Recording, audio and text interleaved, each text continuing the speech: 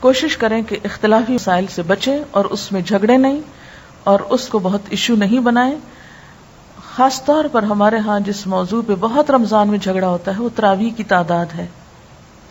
اس میں آپ لوگوں کو ان کی سہولت پہ چھوڑ دیں, ان کا پیچھا نہ کریں کہ وہ اتنی پڑھیں یا اتنی پڑھیں.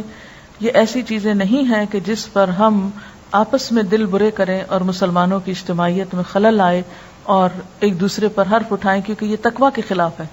کیوں کہا گیا کہ جو کوئی روزے میں ہو تو اسے کیا کرنا چاہیے, اسے شور شرابے اور لڑائی جھگڑے سے پرہیز کرنا چاہیے, اور اگر کوئی اس سے لڑنے جھگڑنے کو آئے تو فَلْيَقُلْ إِنِّ امْرُؤٌ صَائِمٌ, کہ میں تو روزے سے ہوں, میں تو اس پہ بحث نہیں کر سکتا, میں جھگڑا نہیں کر سکتا, جو تمہارا دل چاہتا ہے وہ تم کر سکتے ہو. بنیادی طور پر جو نبی صلی اللہ علیہ وسلم کی سنت سے جو چیز ثابت ہے کہ رمضان اور غیر رمضان میں آپ جو تھے وہ 8 رکعت پڑھتے تھے, لیکن زیادہ نفلوں کے اوپر کوئی قید نہیں. اگر کوئی 20 پڑھتا ہے یا آپ کسی مسجد میں پڑھتے ہیں اور وہاں 20 میں قرآن پاک کا سپارہ پورا ہو تو سپارے کو پورا کیجئے, اور اس میں 20 پڑھنے میں حرج نہیں ہے, اس کو 20 تک پڑھ جائیے. یعنی یہ ایسی چیزوں میں سے نہیں ہے کہ جو حرام حلال کے دائرے میں آتی ہیں یا نعوذ باللہ کسی بدعت اور اس میں آتی ہیں. اس میں بنیادی طور پر بات یہ ہے, صرف اتنا سا فرق ہے کہ بعض لوگوں کے نزدیک نبی صلی اللہ علیہ وسلم کی سنت 8 ہی تھی, اور اگر کوئی زیادہ پڑھنا چاہے تو اس پر کوئی اعتراض نہیں. تو اس میں یہ ہے کہ اگر آپ کسی ایسی مسجد میں ہیں کہ جہاں پر 8 پڑھ رہے ہیں اور سپارہ وہاں مکمل ہو گیا ہے, تو اس میں آپ یہ نہ سمجھے کہ ہم گناہگار ہو رہے ہیں. ان میں کیا ہوتا ہے کہ قیام لمبا ہو جاتا ہے. نبی صلی اللہ علیہ وسلم کے زمانے میں یہ قیام اللیل ہی تھا, یعنی رات کی نماز تھی. اور تراویح اس لیے کہتے ہیں کہ جب حضرت عمر رضی اللہ عنہ نے اس کی باقاعدہ جماعت کا آغاز کیا تو پھر 4 رکعت کے بعد لوگ تھوڑا سا آرام کرتے تھے. آرام سے مراد یہ کہ تھوڑا سانس لیتے, پھر اس کے بعد 4 اور پھر 4, تو اس لیے اس کا نام تراویح پڑا, یعنی وہ نماز جو تھوڑے تھوڑے وقفوں کے ساتھ ادا کی جاتی ہے. اور یہ نبی صلی اللہ علیہ وسلم کے قول اور فعل دونوں سے ثابت ہے. آپ اپنے صحابہ کو قیام رمضان کی ترغیب دیتے. تراویح جماعت کے ساتھ پڑھنا زیادہ افضل ہے. آپ نے اپنے گھر والوں اور بیویوں کو بھی تراویح کی جماعت میں شریک کیا اور طویل قیام کیا, خصوصاً آخری عشرے میں رات کے قیام کے لیے جگایا. حضرت ابو ذر فرماتے ہیں کہ ہم نے رسول اللہ صلی اللہ علیہ وسلم کے ساتھ روزے رکھے.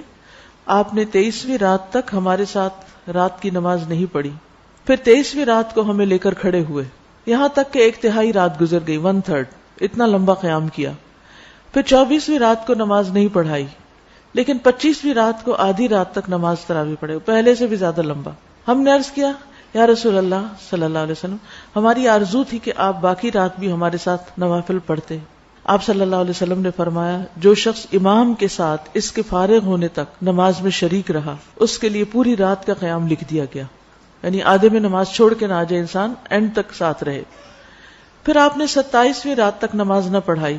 27ویں رات کو پھر کھڑے ہوئے اور ہمارے ساتھ اپنے گھر والوں اور عورتوں کو بھی بلایا, یہاں تک کہ ہمیں اندیشہ ہوا کہ فلاح کا وقت نہ نکل جائے.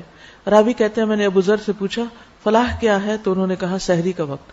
یعنی اس سے اندازہ لگا سکتے ہیں کہ اس نماز کا پھر کتنا وقت ہو سکتا ہے. یعنی آپ نے 1/3 رات بھی قیام کیا, آدھی رات بھی کیا, اور تقریباً سحری کا وقت ختم ہونے تک بھی کیا. اسی لیے آپ دیکھیں کہ 27ویں رات کو عموماً بعض اوقات لوگ ساری رات قیام کرتے ہیں. اب یہ جو آپ صلی اللہ علیہ وسلم کا طرز عمل ہے, اس سے ہمیں پتہ چلتا ہے کہ یہ نماز پڑھی جانی چاہیے. یہ نماز جماعت سے کرنے میں بھی کوئی حرج نہیں, اور اس نماز میں عورتوں کی شرکت پر بھی کوئی پابندی نہیں, وہ بھی شریک ہو سکتے ہیں. آپ صلی اللہ علیہ وسلم نے ہر روز کیوں نہیں پڑھائی؟ اس ڈر سے کہ کہیں امت پر فرض نہ ہو جائے. تراویح سے پہلے ان آیات کا ترجمہ پڑھ کر جائیں جو امام پڑھنے جا رہا ہو, یعنی جو سپارہ ہو اگلے دن کا اس کو ذرا ایک دفعہ دیکھ لیں کہ کیا آج پڑھا جائے گا, تاکہ خشوع و خضوع قائم رہے. نمازوں میں صرف نوافل کی تعداد پر نہیں بلکہ دل کی کیفیت اور خشوع پر بھی خاص توجہ دیں. یعنی صرف نمبر آف رکعت کے اوپر نہیں جائیں بلکہ یہ بھی دیکھیں کہ ان کی کوالٹی کیا ہے. کیونکہ نبی صلی اللہ علیہ وسلم رمضان اور رمضان کے علاوہ 8 رکعت پڑھتے تھے. حضرت عائشہ کہتی ہیں تم نہیں جانتے کہ ان کا طول اور ان کا حسن کیا تھا. یعنی وہ رکعتیں کتنی خوبصورت اور کتنی لمبی ہوتی تھی. تو بعض اوقات ایک میراتھن ریس لگی ہوئی ہوتی ہے, بس کھڑے ہوئے بیٹھے اٹھے 20 پوری کے ختم کیا. تو اصل چیز یہ ہے کہ آپ کتنی توجہ سے اللہ کی طرف متوجہ ہیں.